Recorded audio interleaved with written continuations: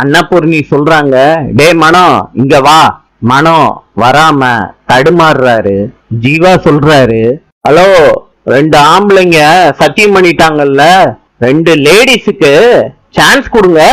அப்பதா எல்லாம் சம உரிமைதான். அப்பதா எப்பயுமே ஆம்பளைங்க தான் ஃபர்ஸ்ட்னா பொண்ணுங்களுக்கும் வாய்ப்பு கொடுக்கணும்ல. அன்னபூரணி கேக்குறாங்க, டே என்னடா போட்டியா நடக்குது? சத்தி, அத்தை இங்க வா, சத்தியம் பண்ணு. அத்தை, நான் இந்த வீட்டுக்குள்ளேயே இருக்கிறவ, என்னைய பத்தி உங்களுக்கு தெரியாதா? சட்டி இங்க பாரு, அந்த கதையெல்லாம் இங்க வேண்டாம். உன் பிள்ளைங்களுக்காண்டி நீ எதையும் பண்ணுவ. நீ எடுக்கலன்னு சத்தியம் பண்ணு. வா, வந்து சத்தியம் பண்ணு சாமி முன்னாடி. தேவி சூடம் காமிச்சு தட்டுல வைக்கிறாங்க.